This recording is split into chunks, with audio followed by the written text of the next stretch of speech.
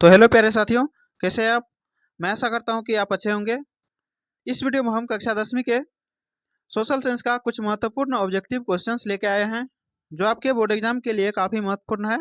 तो वीडियो को लास्ट तक जरूर देखें ताकि आपके बोर्ड एग्जाम में कोई भी क्वेश्चन छूटे ना। तो चलिए वीडियो को शुरू करते हैं और देखते हैं क्वेश्चन को। पहला क्वेश्चन है, भारत में लगभग कितने प्रकार के खनिज पाए जाते हैं। तो यहाँ पर ऑप्शन में दिया गया है 50, 100, 150, 200। तो कितने प्रकार के खनिज पाए जाते हैं भारत में। तो आपका सही आंसर हो जाएगा 100 प्रकार के पाए जाते हैं। ऑप्शन नंबर बी जो है इसे आप याद रख सकते हैं। खनिज भारत में 100 प्रकार के पाए जाते हैं, तो आप इसे याद रखेंगे। अगला क्वेश्चन है,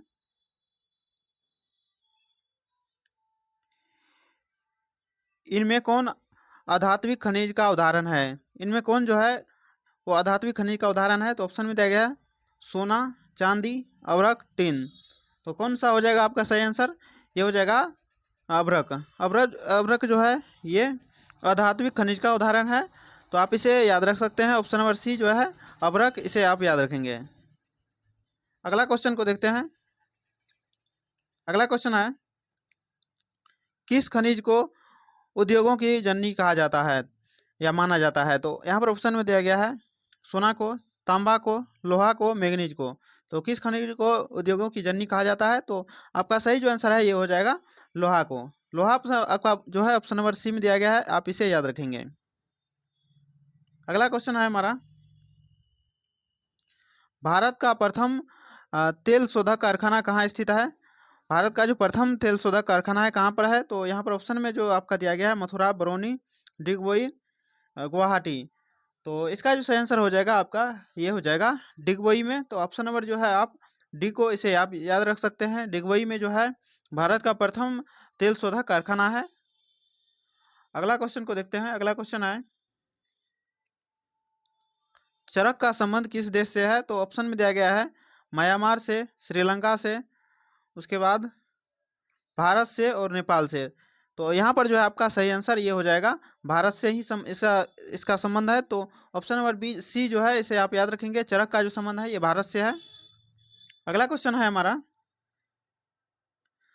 कम्युनिस्ट मैनिफेस्टो का प्रकाशन किस वर्ष हुआ था। कम्युनिस्ट मैनिफेस्टो का जो प्रकाशन हुआ था कब हुआ था। तो 1844, 1848, 1864, 1867। तो कब हुआ था। तो ये हो जाएगा आपका सही आंसर 1848 ईस्वी में। ऑप्शन नंबर जो है बी, इसे आप याद रखेंगे। कम्युनिस्ट मैनिफेस्टो का जो प्रकाशन हुआ था ये हुआ था 1848 ईस्वी में। अगला क्वेश्चन को देखते हैं। अगला क्वेश्चन है, रूस में कृषक दास प्रथा का अंत कब हुआ। तो यहाँ पर ऑप्शन में दिया गया 1861, 1862, 1863, 1864। तो कब हुआ था इसका अंत। तो इसका सही जो आंसर हो जाएगा आपका ये हो जाएगा 1861 ईस्वी। आपको ऑप्शन नंबर ए जो है इसे आप याद रखना है। 1861 ईस्वी में जो है रूस में कृषक दास प्रथा का अंत हुआ। अगला क्वेश्चन को देखते हैं। अगला क्वेश्चन है, लाल सेना का गठन किसने किया था। तो ऑप्शन में दिया गया कार्ल मार्क्स, स्टालिन, ट्रस्ट की और केरेंस्की। तो यहाँ पर जो है आपका सही आंसर ये हो जाएगा 8 का ट्रस्ट की। तो यहाँ पर आपको जो है ऑप्शन नंबर सी, इसे आप याद रखना है। लाल सेना का गठन किसने किया था। तो ट्रस्ट की जो है थे ये इन्होंने किया था। अगला क्वेश्चन को देखते हैं। अगला क्वेश्चन है, वैज्ञानिक समाजवाद का जनक किसे माना जाता है। तो वैज्ञानिक समाजवाद का जो जनक माना जाता है ऑप्शन में दिया गया है सेंट साइमन को, चार्ल्स फुरिये को और लुई ब्लां को और कार्ल मार्क्स को। तो इसका जो सही आंसर हो जाएगा ये हो जाएगा आपका सही आंसर कार्ल मार्क्स को। कार्ल मार्क्स का ऑप्शन नंबर डी में दिया गया है, आप इसे याद रखेंगे। वैज्ञानिक समाजवाद का जनक कार्ल मार्क्स को कहा जाता है। तो ऑप्शन नंबर डी में आप इसको याद रखेंगे। अगला क्वेश्चन है, फ्रैंकफर्ट की संधि कब हुई। तो ऑप्शन में दिया गया 1864, 1866, 1870, 1871 ईस्वी। तो कब हुआ था फ्रैंकफर्ट की संधि। तो इसका जो सही आंसर होगा आपका ये हो जाएगा 1871 ईस्वी। ऑप्शन नंबर डी जो है ये आपका सही आंसर हो जाता है। आप इसे याद रखेंगे। अगला क्वेश्चन है, जालबेरिन कैसी संस्था है। जालबेरिन किस प्रकार की संस्था थी। तो यहाँ पर ऑप्शन में दिया गया है क्रांतिकारियों की, व्यापारियों की, विद्वानों की और पादरी एवं सामंतों की। तो आपका जो सही आंसर ये हो जाएगा व्यापारियों की संस्था थी। तो ऑप्शन नंबर बी आप इसे याद रख सकते हैं। जालबेरिन किस प्रकार की संस्था थी, कैसी संस्था थी? तो ये व्यापारियों की संस्था थी। ऑप्शन नंबर बी आपका सही आंसर हो जाएगा। अगला क्वेश्चन है, गेरिबाल्डी पेशे से क्या था? तो यहाँ पर ऑप्शन में दिया गया है सिपाही, किसान, जमींदार, नाविक। तो गेरिबाल्डी कैसा था पेशे से, क्या था? तो यहाँ पर जो आपका सही आंसर है ये हो जाएगा नाविक था। नाविक आपका ऑप्शन नंबर डी में दिया गया है, आप इसे याद रख सकते हैं। ऑप्शन नंबर डी जो है आपका सही आंसर हो जाएगा। गेरिबाल्डी पेशे से नाविक थे। अगला क्वेश्चन है, बाजार का स्वरूप विश्वव्यापी किस क्रांति के बाद हुआ? तो यहाँ पर ऑप्शन में दिया गया है औद्योगिक क्रांति के, अमेरिकी क्रांति के, फ्रांसीसी क्रांति और चीनी क्रांति के बाद। तो यहाँ पर जो है आपका सही आंसर ये हो जाएगा औद्योगिक क्रांति के बाद। तो औद्योगिक क्रांति जो है आपका ऑप्शन नंबर ए में दिया गया है, औद्योगिक क्रांति, इसे आप याद रखना है। बाजार का स्वरूप जो विश्वव्यापी कब हुआ? तो औद्योगिक क्रांति के बाद।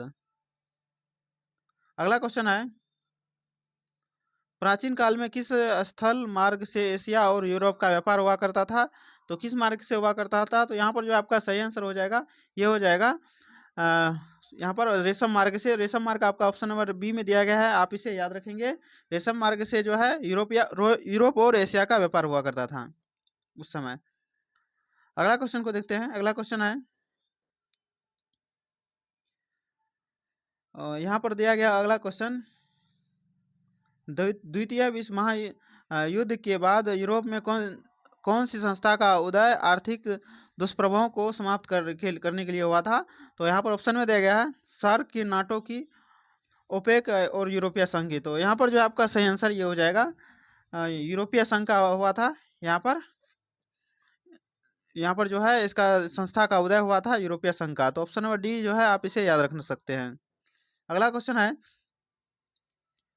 गिरमिटिया किसे कहा जाता था या कहा जाता है? तो यहाँ पर ऑप्शन में दिया गया है अनुबंधित मजदूर को, रोगियों को, छिपकली को, अंग्रेज को। तो यहाँ पर जो आपका सही आंसर हो जाता है ये हो जाता है अनुबंधित मजदूरों को। अनुबंधित मजदूरों को जो है गिरमिटिया कहा जाता था उस समय। तो यहाँ पर ऑप्शन नंबर जो है ए, इसे आप याद रख सकते हैं।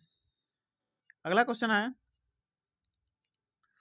भूमंडलीकरण की शुरुआत किस दशक में हुई? भूमंडलीकरण की शुरुआत जो है कब हुई थी? तो यहाँ पर ऑप्शन में दिया गया है 1990 में, 1970 में, 1960 में, 1980 में। तो यहाँ पर जो है आपका सही आंसर हो जाएगा 1990 ईस्वी में जो है भूमंडलीकरण की शुरुआत हुई थी। तो ऑप्शन नंबर जो है ए, आप इसे याद रखेंगे। अगला क्वेश्चन को देखते हैं। अगला क्वेश्चन है, पूना समझौता किनके मध्य हुआ था? किनके मध्य हुआ था जो पूना समझौता? तो यहाँ पर जो है आपका सही आंसर ऑप्शन में दिया गया है, सही आंसर हो जाएगा आपका गांधी और जिन्ना के बीच। तो आपको ऑप्शन नंबर ए, इसे आप याद रखना है। अगला क्वेश्चन है, जालियांवाला बाग हत्याकांड किस तिथि को हुआ? तो यहाँ पर ऑप्शन में दिया गया है 13 अप्रैल 1919, 14 अप्रैल 1919, 15 अप्रैल 1919, 16 अप्रैल 1919। तो कब हुआ था? तो यहाँ पर जो आपका सही आंसर हो जाता है ये हो जाता है 13 अप्रैल 1919 ईस्वी में जो हुआ था जालियांवाला बाग हत्याकांड। तो आप इसे ऑप्शन नंबर ए को याद रखेंगे। अगला क्वेश्चन है, रंपा विद्रोह कब हुआ था? तो ऑप्शन में दिया गया है 1916 में, 1917, 1918, 1919 में। तो कब हुआ था रंपा विद्रोह? तो ये हो जाएगा आपका सही आंसर 1916 ईस्वी में हुआ था रंपा विद्रोह। तो आप इसे याद रख सकते हैं 1916, ऑप्शन नंबर ए को। अगला क्वेश्चन है, जर्मन राइन राज्य की निर्माण किसने किया? तो ऑप्शन में दिया गया है लुई 18वां, Napoleon Bonaparte, Napoleon second, Bismarck. तो यहाँ पर जो है आपका सही आंसर ये हो जाता है जर्मन राइन राज्य का निर्माण किसने किया था? तो ये किया था नेपोलियन बोनापार्ट ने। तो आपको ऑप्शन नंबर बी जो है आप इसे याद रख सकते हैं, नेपोलियन बोनापार्ट, इन्होंने जर्मन राइन राज्य का निर्माण किया था। तो दोस्तों यहाँ से हमारा क्वेश्चन होता है खत्म।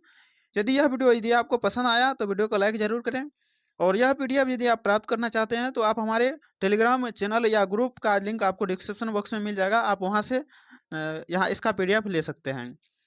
तो मिलते हैं अगले वीडियो में, तब तक के लिए जय हिंद।